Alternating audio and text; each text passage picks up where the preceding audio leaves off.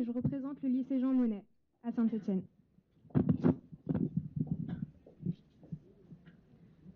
Mesdames, Messieurs, bonsoir. Aujourd'hui, nous sommes confrontés tous à un problème important. Aujourd'hui, l'heure est grave. Est-il normal que des enfants de mon âge, ou bien plus jeunes encore, n'aient pas droit à la santé? Est-il normal que de nombreux enfants meurent chaque jour parce qu'ils habitent dans un pays pauvre et qu'ils ne peuvent pas être soignés comme il le faut? Pour ma part, je trouve cela injuste. Je n'aurais sûrement pas eu à disposition tous les soins qui ont été nécessaires et dont je bénéficie actuellement. En France, j'ai pu me faire soigner dans un milieu hospitalier par des professionnels. Mes traitements coûtent très cher, mais grâce à la sécurité sociale et à la mutuelle, une grande partie des frais sont remboursés à mes parents. En juin, cela fera maintenant 2 ans que je suis malade et que malgré le suivi hospitalier et les compétences du personnel, je ne suis pas guérie. Attention, je ne cherche d'aucune manière à attirer votre pitié ou bien même votre peine, car je vais bien. Je suis ici, face à vous. La seule chose que je cherche à vous faire comprendre, c'est l'impact qu'aurait eu ma maladie si je serais née dans une partie du monde moins favorisée. Quand je suis en crise, tous les jours ou les 2 jours, je dois me rendre à l'hôpital pour subir divers traitements, dont des injections dans mon œil. Ailleurs, eux, n'ont même pas le nécessaire pour de simples blessures. Alors imaginez-vous des traitements spécifiques, comme les miens. Si je n'ai pas ce traitement, je perds la vue de mon œil. Autrement dit, ma maladie aurait-elle été diagnostiquée dans une partie du monde moins favorisée? À présent, généralisons. Parlons du nombre d'enfants morts pour cause de non-prise en charge de leur état de santé. Chaque année, 13,8 millions de décès en Afrique. 13,8 millions de décès en Afrique. Toujours en Afrique, en 2012, 3,3 millions d'enfants sont morts avant 5 ans. 40% d'entre eux sont morts de pneumonie, de paludisme ou de diarrhée. En 2016, le directeur exécutif de l'ONU-SIDA a déploré que l'Afrique abritait environ 90% des enfants malades du sida dans le monde. Le nombre de malades sont énormes. C'est encore pire, ils ne sont pas soignés. D'une manière, leur enfance est gâchée. Ils ne la connaissent pas. Ils ne savent pas ce qu'est l'insouciance, car ils ont dû faire face à des problèmes d'adultes et n'ont pas eu d'autre choix que de grandir avec. Ils souffrent d'autant plus, car ils ne vont pas à l'école, ils ne mangent pas à leur faim. Toute leur vie, depuis le début, cette fameuse vie normale que nous menons, nous Français au quotidien, eux, ne l'ont jamais connue.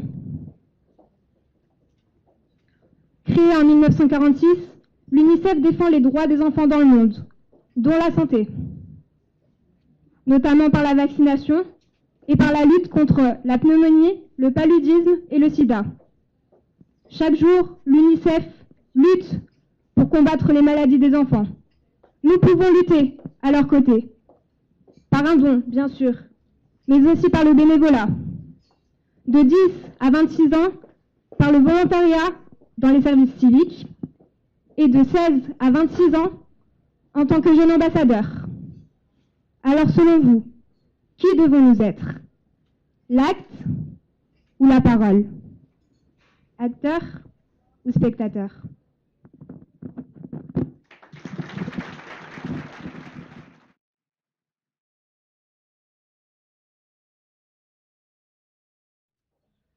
Bonjour, je m'appelle Clémence, j'ai 16 ans. Je ne sais ni lire ni écrire.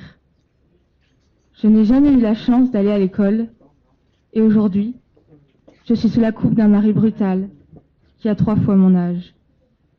J'ai une petite fille à qui je ne pourrai jamais offrir d'avenir. Cette jeune fille aurait pu être vous, aurait pu être moi. Aujourd'hui, 130 millions de jeunes filles n'ont pas accès à l'éducation. Et ces filles n'ont pas les armes du savoir pour se défendre contre le mariage forcé, l'exploitation sexuelle, la discrimination ou la pauvreté. Et l'on demande à ces femmes d'éduquer les générations futures.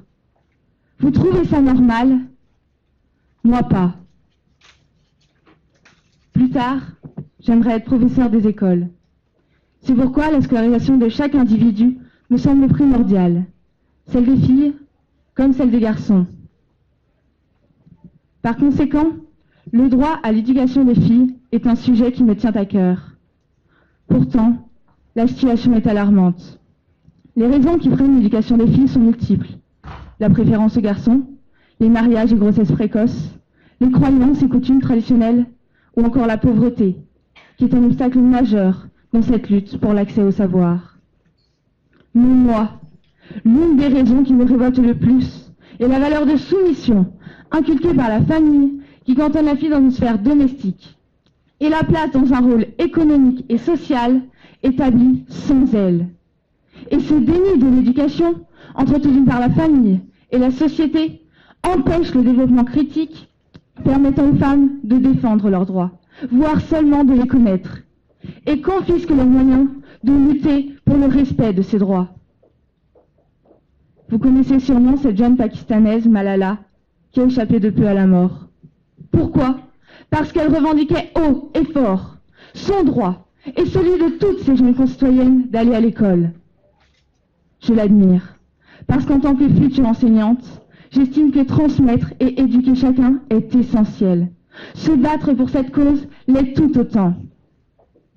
Aujourd'hui encore, au XXIe siècle, sillonnent dans le monde des centaines de milliers de Malala, bravant chaque jour les préjugés sexistes pour accéder au chemin de la connaissance et à l'espoir d'un avenir meilleur.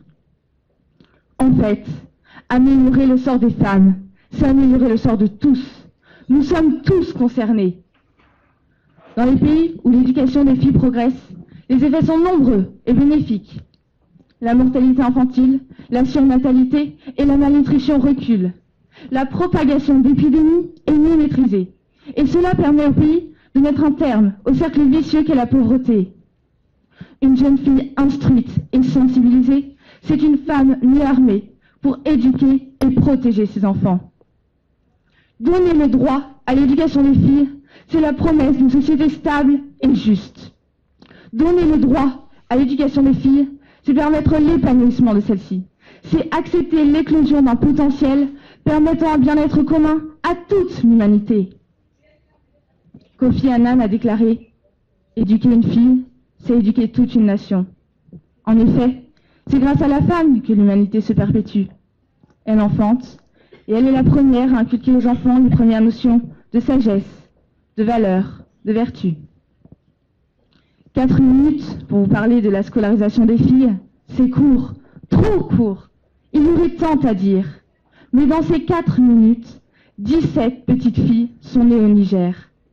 Combien d'entre elles iront à l'école? C'est moi. L'autre, c'est moi. Mesdames et messieurs, éducation. Elle s'appelle Amy, Dalia, Uria, Clara, Aïcha, mais aussi Tao, Ilyes, Oyama et Noah. Elle est morte plus d'une fois et elle est pour Mandela l'arme la plus puissante que l'on puisse utiliser pour changer le monde.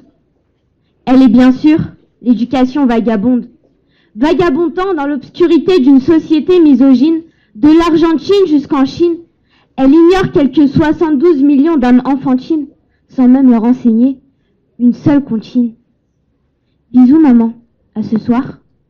Ce sont les derniers mots qu'adressa à sa mère, la jeune Nigérienne, Aïcha Derry, 16 ans, avant de frôler la mort. Nous entendions des coups de feu, nous étions totalement paniqués. Des membres de Boko Haram sont entrés par le portail de l'école et nous ont dit d'arrêter de courir, sinon, ils nous tueraient. Aïcha est l'une des survivantes de ce rapt. Elle est bien plus que l'otage de violents individus qualifiés d'extrémistes. Elle est la connaissance emprisonnée par l'ignorance. Et nous sommes des spectateurs passifs concernés par cette violence. Alors, indignons-nous. Et comme Malala, la plus jeune lauréate du prix Nobel de la paix, prenons nos livres et nos stylos. Ce sont nos armes les plus puissantes. Un enfant, un professeur, un livre et un stylo peuvent changer le monde.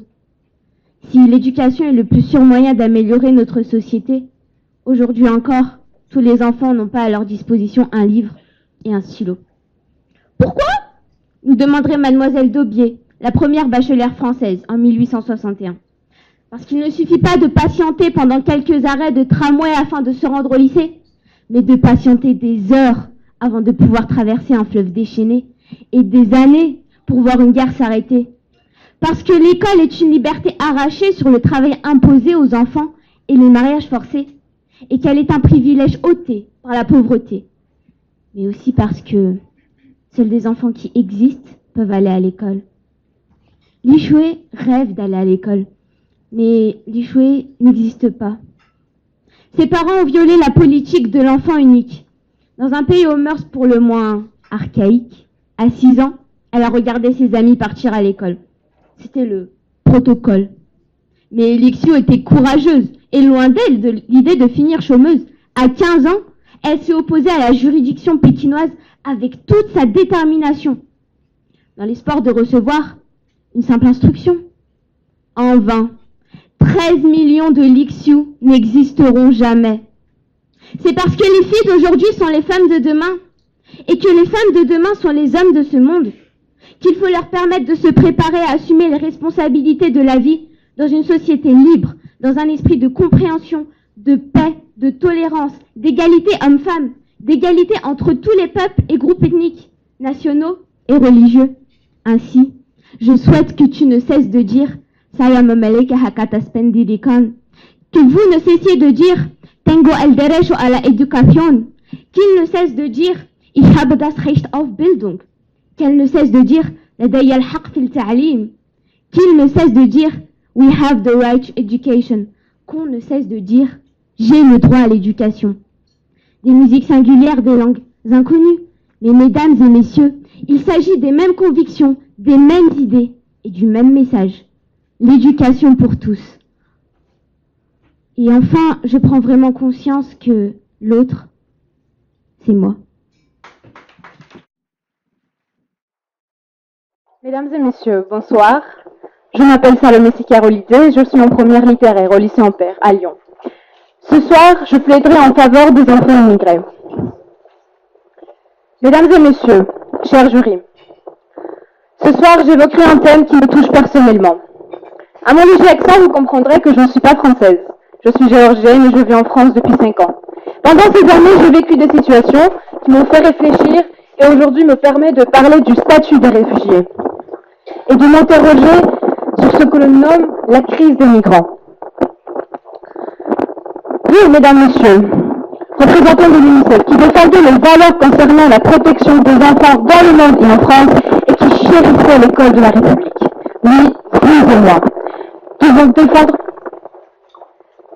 devons défendre le droit à l'accueil des enfants réfugiés en Europe.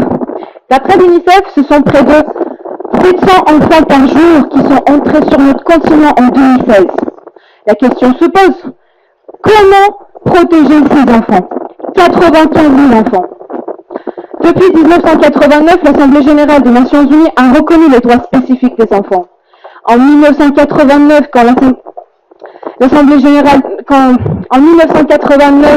quand nous avons créé l'UNICEF, il s'agissait de défendre et de protéger ces millions de migrants, dont les enfants.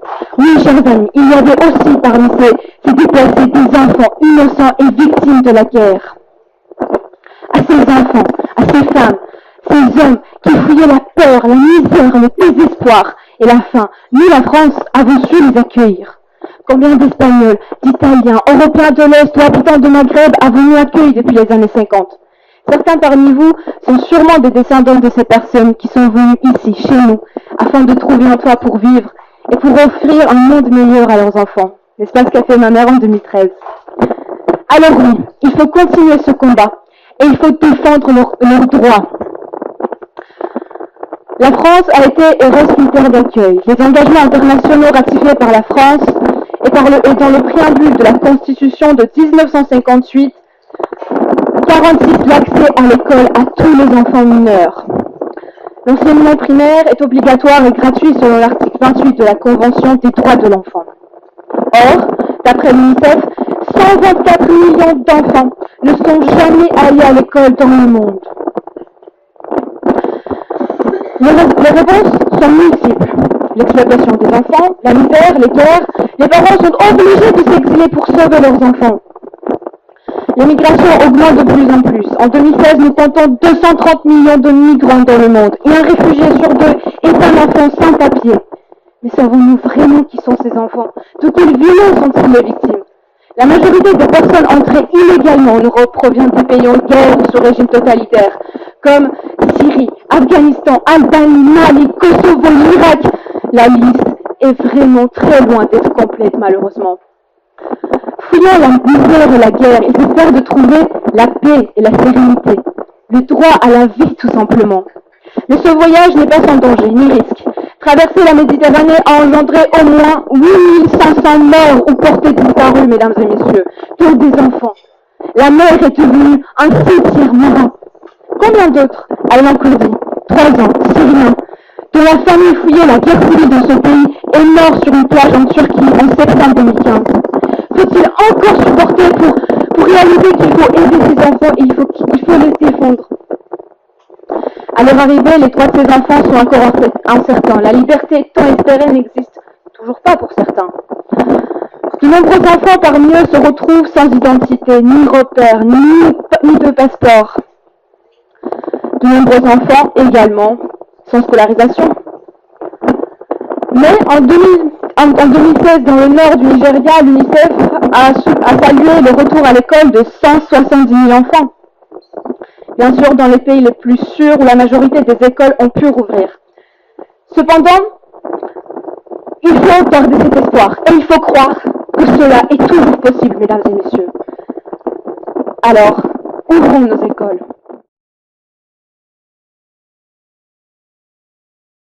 Mesdames et messieurs les jurés, chers publics, bonsoir. La Terre est la 3e planète du système solaire. Vue de l'espace, elle paraît bleue, car ce sont les mers et les océans qui recouvrent le plus de place. Ainsi, nous l'appelons la planète bleue. Plus de 97% des eaux proviennent des mers et des océans. Environ 3% représentent les glaciers de l'Arctique et de l'Antarctique, ainsi que les glaciers des montagnes. Il reste alors un petit 0,3% qui sera celui des fleuves, des lacs, des nappes phréatiques, notre eau. Nous autres, êtres humains, espèces dominantes de ce monde, monopolisons la consommation d'eau. Elle nous est non seulement utile, mais surtout nécessaire, essentielle, vitale. Cependant, nous négligeons sa valeur et la gaspillons.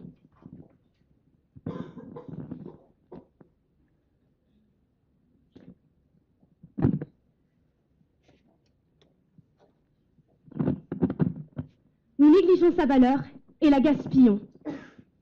L'eau est importante pour tous. Plus de 885 millions de personnes marchent tous les jours et n'ont pas accès à l'eau potable. Plus de 2,5 milliards de personnes, soit près d'un tiers de la population mondiale, ne disposent pas d'assainissement approprié. Chaque jour, des millions d'enfants marchent en Afrique subsaharienne, en Asie, en Amérique latine.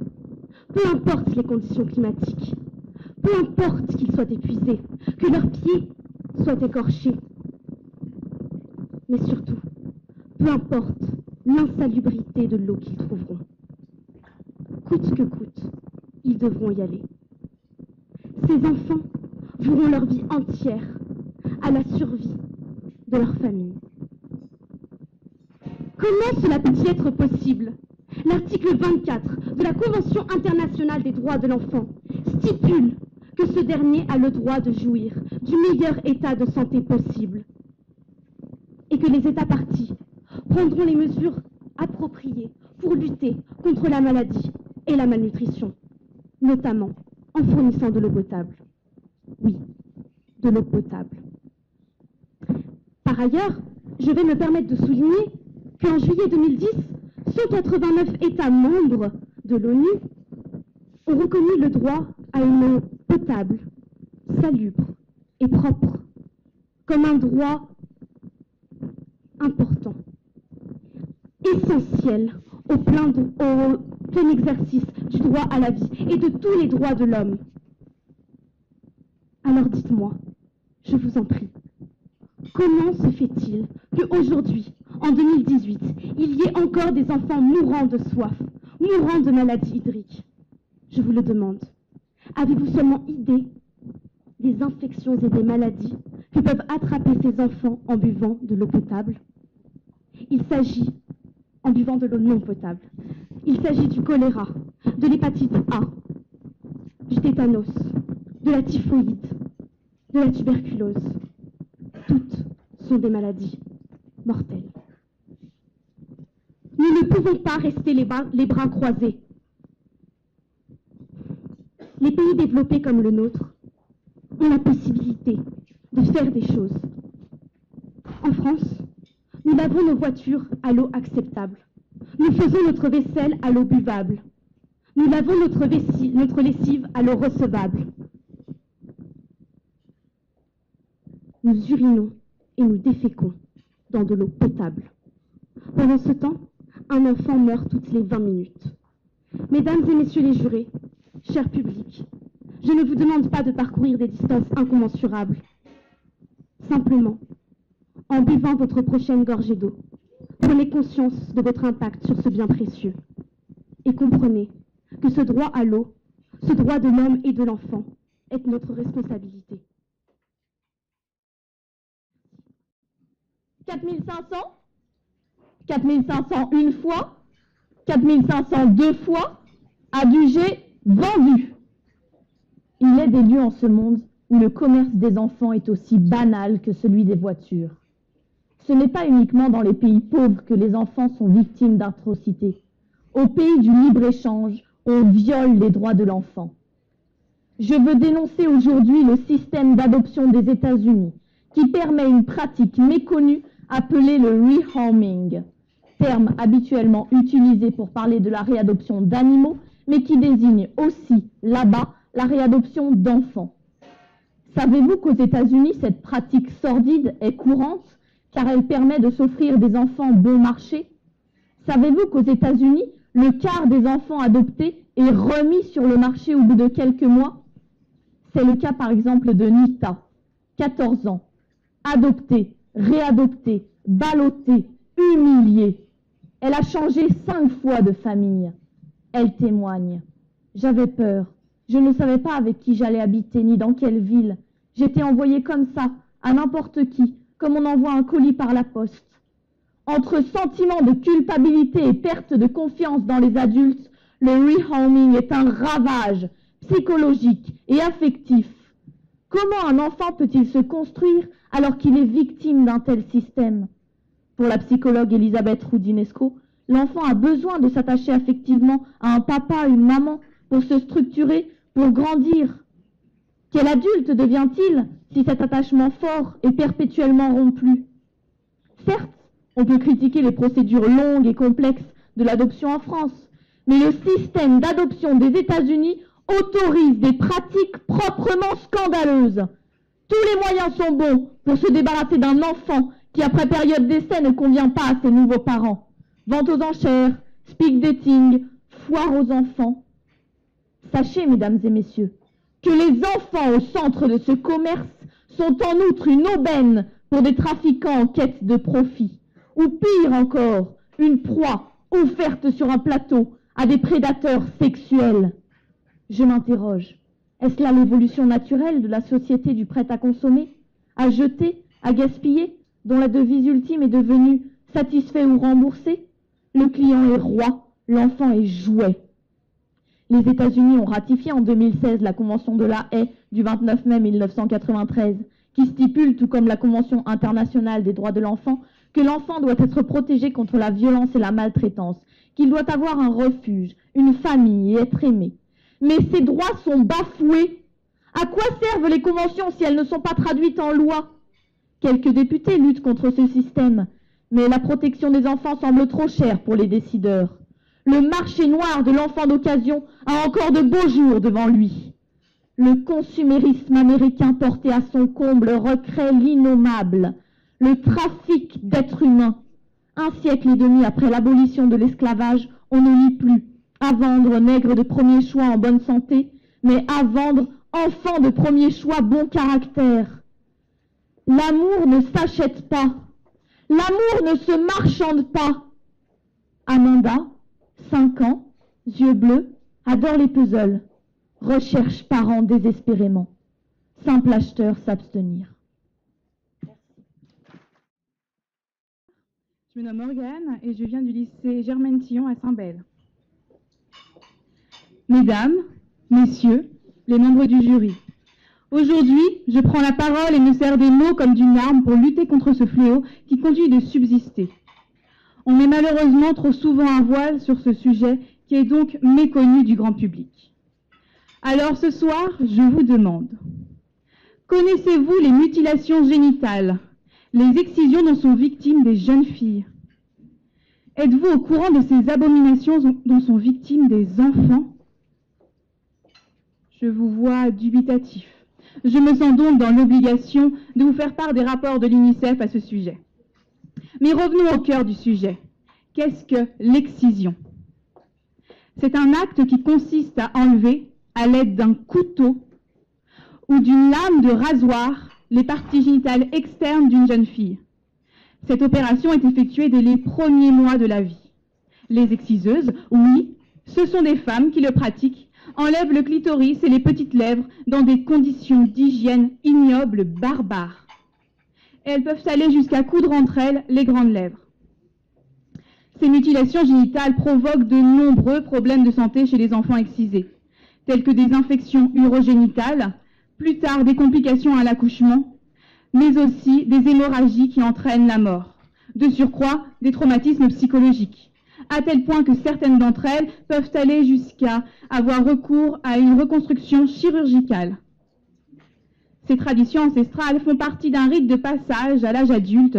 Elles condamnent à la chasteté et c'est le moyen incontournable d'être accepté socialement. L'UNICEF publie des chiffres effarants.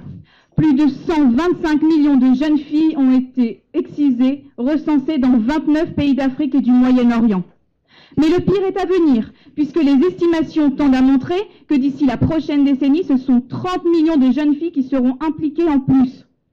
Actuellement, en Somalie, 98% de la population féminine est excisée. En Égypte, c'est 27,2 millions de filles, soit 91% de la population féminine. Et dans ce même pays encore, seulement 35% d'entre elles pensent que l'excision doit cesser. Mais ne pensez pas que ce sont les hommes qui sont pour le maintien de cette tradition, que cela soit en Guinée, en Sierra Leone ou au Tchad. Les hommes sont les premiers et les plus nombreux à lutter contre l'excision. Des solutions durables pour obtenir, mais aussi préserver le droit à une protection universelle contre les mutilations génitales féminines existent déjà dans certains pays. Comme exemple, la Côte d'Ivoire. Là-bas, 38% des femmes étaient touchées par l'excision. Mais depuis 1998, la loi interdit formellement, c'est devenu une pratique qui est illégale. En 2012, 9 exciseuses ont été arrêtées car elles pratiquaient encore leurs activités. Depuis la mise en vigueur de cette loi, ce sont les générations futures de mères, de filles, mais aussi de grand-mères qui sont protégées de ces abominations, mais qui resteront dans les mœurs, un devoir de mémoire pour celles qui ont souffert. Si mon plaidoyer a pu vous émouvoir, vous toucher, mais aussi vous gêner par son aspect brut, mais néanmoins réaliste, comme l'affirme le journaliste André Fontaine, le scandale est souvent nécessaire, hélas, pour hâter les évolutions indispensables. Alors, j'aurais réussi à vous faire prendre conscience de cette ignominie pour que nous protégions ces enfants qui sont nos générations futures. L'instruction, c'est notre arme pour lutter et annihiler à jamais les mutilations génitales féminines. Merci. Je suis Lisette Estei, je représente ce soir le lycée Georges Brassens et je plaiderai contre le travail forcé des enfants dans le monde.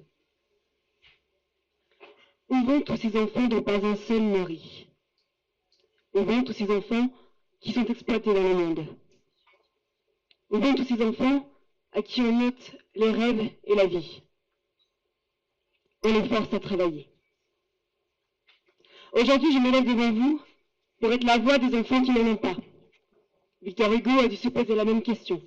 Est-ce que ma parole pourra les défendre? Mélaou a 14 ans. Il survit au Burkina Faso et reste 15 heures par jour enfermé sous terre. Il n'est jamais allé à l'école et en rêve. Mais il est né pour travailler. Ses parents n'ont pas eu d'autre choix que de le priver d'éducation scolaire pour qu'il puisse ramener un peu d'argent. Alors, il est contraint d'aider. Or, personne ne l'aide, lui. Moi qui tiens tout dans mon enfance, j'ai eu parfois de me plaindre qu'elle passe si vite quand je vois celle des autres qui n'ont jamais existé. Plus de 168 millions d'enfants entre 4 et 15 ans dans le monde sont impliqués dans le travail. 115 millions d'entre eux exercent des activités dangereuses, voire mortelles, telles que l'esclavage, les conflits armés, la prostitution, le tri des déchets, le travail dans les mines. Qu'est-ce qui doit s'amuser, ces enfants? Sous terre, à chercher de l'or, dans les champs, ramasser du coton, dans les usines, à fabriquer des baskets, à confectionner des jouets, à servir d'esclaves. J'ai lu dans un article de l'UNICEF, ces enfants sont partout, mais invisibles. On veut sûrement de manière inconsciente ne plus y penser. Mais pour mourir, comme chacun d'entre nous, mais naître pour souffrir jusqu'à mourir. Parce qu'à l'âge de 7 ans, vous êtes enfermé sous terre pour trouver une pépite d'or à revendre.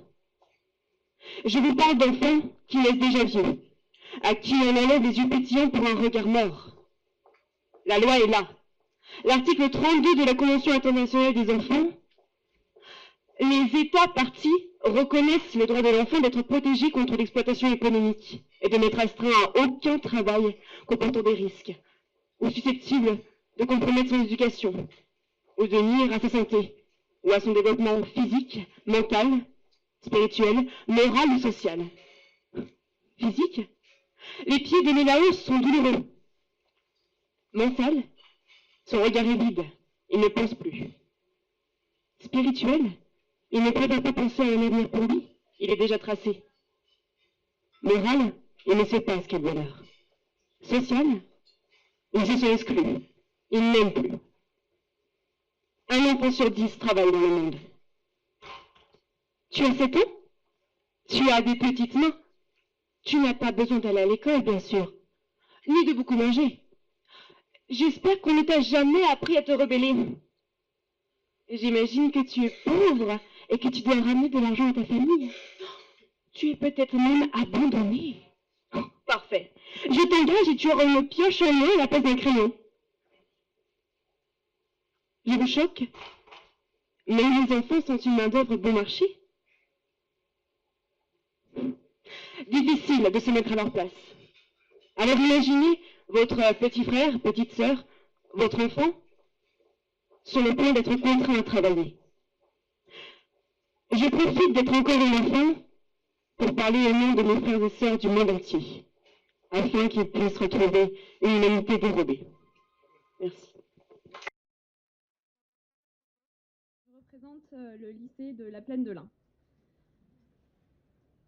Nelson Mandela a dit « L'éducation est l'arme la plus puissante pour changer le monde ». Qu'est-ce que l'éducation? C'est la mise en œuvre de tous les moyens pour permettre à chacun de se former et de se développer. Mais alors, en quoi est-ce un droit? C'est un droit car tous les hommes peuvent y trouver un intérêt et on ne peut leur refuser un accès.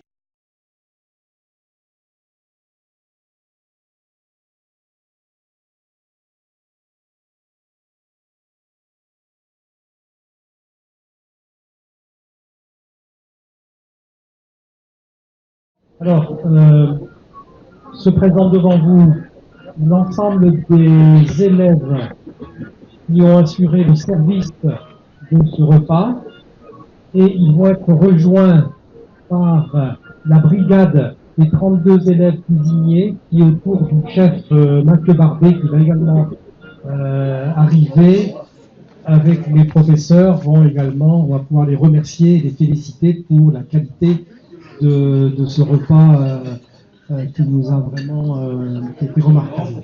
Voilà, donc là, on va commencer. Ils arrivent, on fait signe qu'ils arrivent. Donc on peut déjà remercier toute l'équipe tous les élèves. Donc ce sont des élèves de BTS et de brevet professionnel, donc qui nous ont offert cette soirée. Un grand merci pour le service.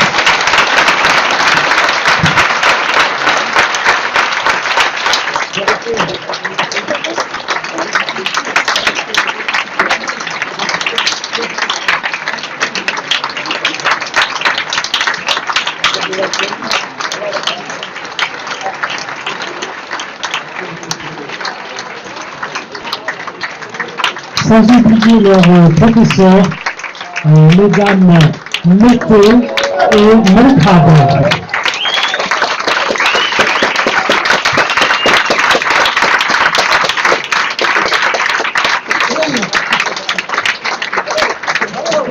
Bravo, merci beaucoup. C'était très très bien. Alors ne partez pas parce que finalement doivent arriver incessamment sous peu vos camarades des cuisines. Est-ce qu'il peut le regarder? Oh, certainement. Regardez-moi s'il vous plaît. Non. Bon, alors on va faire une photo. Et puis après, on laissera la place au cuisinier. Parce qu'il n'y aura pas la place. Voilà. Merci beaucoup. Et puis, donc, je vais vous inviter, s'il vous plaît, effectivement, à laisser la place aux camarades de cuisiniers, parce qu'ils sont 32, donc on me dit qu'on ne pourra pas tous les mains. Bravo, merci.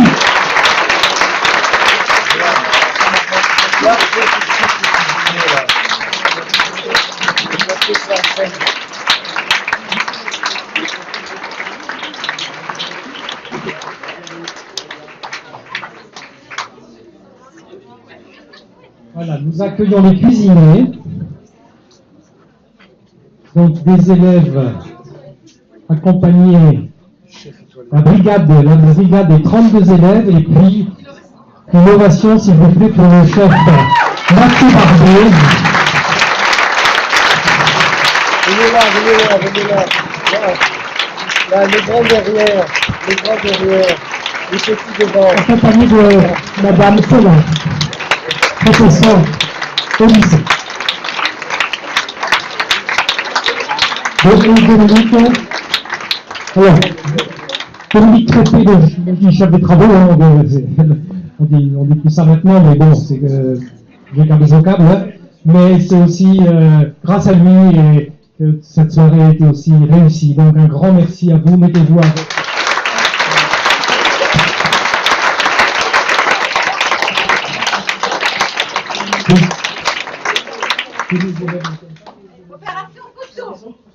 Ah, d'accord. Bon. Alors, je vais laisser la parole à Monsieur Barbet, au chef Barbet. Il a quelques mots, il va se présenter, puis il a une petite surprise pour les lauréats. Eh bien, bonsoir à tous, à toutes et à tous. J'espère avant tout que vous avez passé une belle soirée, que le repas s'est bien passé. Oui. Je pense en tout cas c'était une belle soirée que tous les élèves et tout le lycée François Rabelais vous a mis en place pour vous accueillir. Donc pour moi ce soir c'était un grand plaisir que de faire un menu donc pour vous à cette occasion pour l'UNICEF. Donc j'espère que ça a été un grand moment. Donc évidemment il y a eu donc un concours, il y a eu donc, des participants, il y a eu un classement et à cette occasion je voulais accentuer un petit peu cette chose, donc ce concours à travers le côté associatif de l'UNICEF et associatif. Moi-même, je fais partie des TOC d'Auvergne, donc une association de chefs de cuisine, donc regroupant les 4 départements de l'Auvergne. Mais aujourd'hui, on sait très bien que la grande région, c'est Auvergne-Rhône-Alpes. Donc voilà. Tous mes amis chefs, quand ils ont su que je venais ce soir ici réaliser un repas pour vous, ont souhaité être présents aussi, donc à travers quelques petits cadeaux donc pour les lauréats. Voilà. Donc j'ai entre mains, c'est pour ça que j'ai rappelé les trois premières personnes qui ont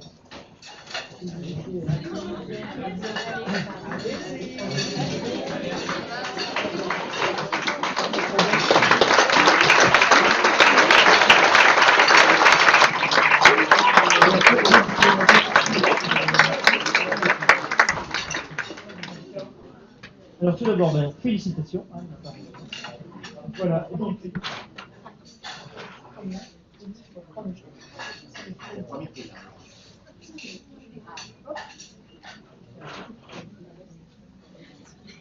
voilà, donc je remets donc au nom du Top d'Auvergne, donc un bon cadeau, un chèque poste comme on l'appelle, pour pouvoir venir déjeuner parmi un des chefs des Top d'Auvergne. Voilà. Bravo à toi.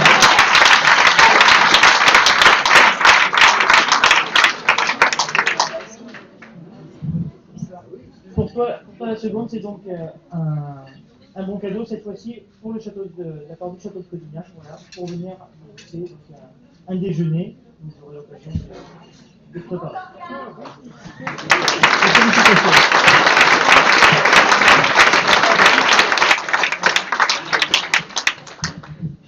Et pour toi, encore un petit cadeau différent, puisque savoir que les Top d'Auvergne, c'est une grande famille. Le plaisir de la table, c'est un moment de partage, de convivialité. Donc, suivant cette petite idée-là, depuis l'année dernière, moi étant tout près de Thiers, il nous est venu l'idée de créer le compagnon, le petit trait d'union qui nous unit tous, celui qu'on retrouve à table, c'est le couteau. Donc, à cette occasion, donc, nous avons réalisé un couteau des Top d'Auvergne. Et donc aujourd'hui, voilà, pour toi, ce sera le couteau des Top d'Auvergne. Donc, avec le tire-bouchon et évidemment, puisque le couteau, c'est symbolise le partage et le compagnon.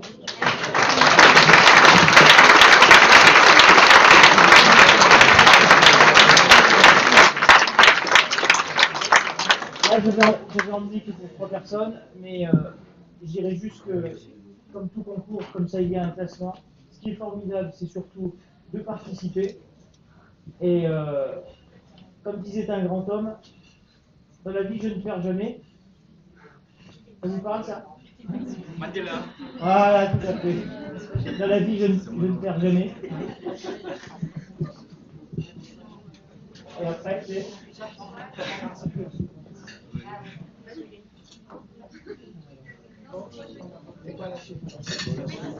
Alors, je vais simplement vous signaler que ce soir, il y avait 36 élèves en cuisine. Il ne reste que ceux qui sont adultes et donc qui peuvent être encore avec nous après 18h et 19h. Donc, il ne reste que les derniers participants qui ont fini l'envoi avec nous. Mais tous les autres ont travaillé pour vous depuis ce matin à 8h. Donc, il y a 36 élèves en cuisine.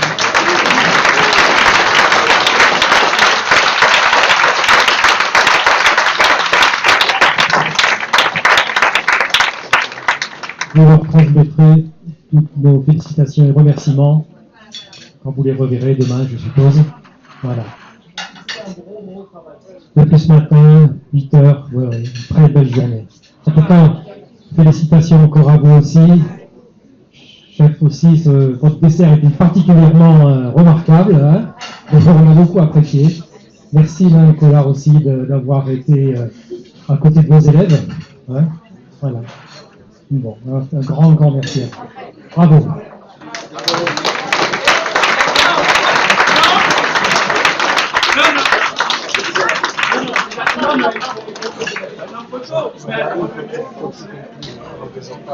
Vous retenez, c'est vite.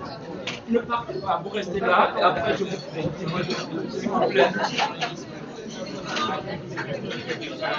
Laissez tout faire les cartes d'abord. Voilà. Regardez-moi, souriez-moi. Ne soyez pas du tout stressé. Ça va bien se passer. Hop. Laisse-moi. Allez. Laisse.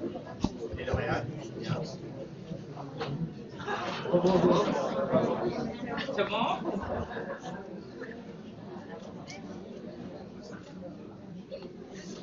C'est bien. Merci.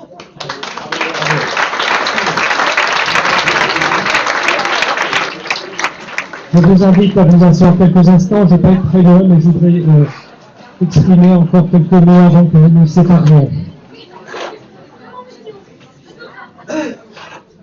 Donc voilà, vous savez, ce soir, nous avions un double objectif. Mettre à l'honneur le talent de nos élèves et en même temps organiser une soirée au profit de l'UNICEF. Et je crois qu'on ne peut que souligner le succès à la fois de la part des élèves pour leur talent dont ils ont fait preuve, et puis j'ai plaisir aussi à vous dire que cette soirée a permis de collecter 4 000 €, somme qui va être entièrement bien sûr reversée au profit de l'UNICEF et notamment au profit des actions en faveur des enfants les plus défavorisés. Et vous avez vu sur les tables que 30 €, c'est l'achat de 10 cartables pour des situations d'urgence dans des pays où malheureusement la guerre sévit et les enfants ne peuvent pas avoir des conditions d'éducation, et les élèves nous ont rappelé l'importance du droit à l'éducation ce soir. Donc vous voyez cette somme, cette très belle somme va être reversée entièrement à l'UNICEF. Je voudrais exprimer des remerciements, je l'ai déjà dit, mais je voudrais le redire vraiment au proviseur de lycée, Daniel Gorindo, pour son accueil, Dominique Crépé, son chef des travaux, et toute l'équipe. On a vu les proviseurs de cuisine ou de service. Cher Daniel, c'était vraiment exceptionnel de nous avoir accueillis dans ces conditions-là. Moi, je ne m'attendais pas à tant de générosité, tant de services remarquables. Donc vraiment, du fond du cœur, un grand merci à tout le monde et pour cette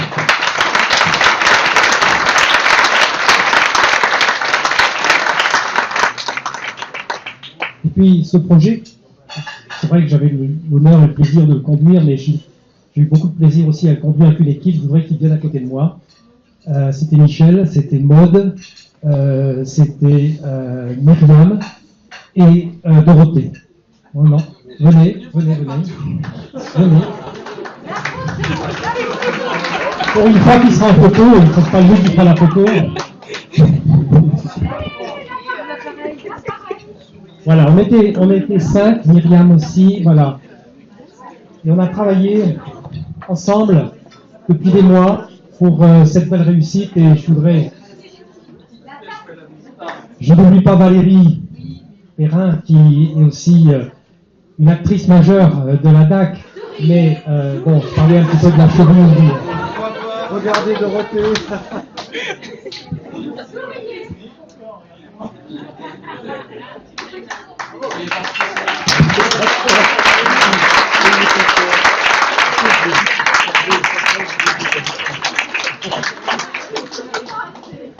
Merci beaucoup. Merci à vous. Des remerciements aussi à tous les parents d'élèves, les membres de la famille, les amis, les professeurs, les chefs d'établissement, tous ceux qui ont accompagné les élèves, qui étaient nombreux aussi, et c'était vraiment important qu'ils aient pu vivre ce moment auprès de leurs proches ou de leurs élèves. Et puis parce que aussi, je sais que les professeurs ont beaucoup accompagné les élèves dans leur plaidoyer et dans leurs travaux de recherche. Je voudrais remercier aussi tous les acteurs, notamment les acteurs du monde économique, qui ont accepté de participer à ce gala. Je ne les cite pas parce qu'après je risque d'en oublier, mais je les associe vraiment chaleureusement aux remerciements. Tous ceux qui ont bien voulu participer, les acteurs du monde culturel aussi, je sais qu'ils étaient nombreux. Je voudrais remercier les bénévoles aussi du comité de l'UNICEF qui ont participé à cette soirée, et qui ont répondu présent. Je voulais remercier le directeur des musées de Gadagne, qui également nous a permis de faire vivre la demi-finale dans le musée, dans une salle, un petit théâtre qui est dans les musées de Gadagne. C'est également une opportunité, une chance que nous avons pu avoir. Je voudrais évoquer rapidement les 17 établissements lycées de l'Académie, Madame la rectrice. Il y a 17 lycées de l'Ain, de la Loire, du Rhône. Ils ne sont pas tous représentés parce qu'il y a eu les sélections, les demi-finales, la finale, mais en amont, il y a eu 17 lycées qui ont participé. C'était 13 l'année dernière, c'est 17 cette année. Et dans les lycées, il y a eu des sélections. Donc ça veut dire qu'il y a aussi beaucoup d'élèves qui ne sont pas là, mais qui ont participé à ces étapes sélectives. Et je les associe également dans ces remerciements pour avoir joué le jeu du concours et franchi toutes les étapes. Bien sûr, tout cela n'aurait pas été possible non plus sans concours de la délégation académique l'action culturelle, aux arts et l'action culturelle, notamment pour la remise des prix et puis pour toute la logistique d'organisation qui a permis cette belle réussite. Je voudrais remercier les membres du jury qui ont accepté de participer à cette tâche ingrate de distinction des élèves. C'était très difficile, on l'a dit déjà, notamment les élèves. Ils ont cours de main, mais ils sont là et ils ont bien voulu être là jusqu'au bout. Et encore une fois, félicitations et merci à vous. Merci à vous tous.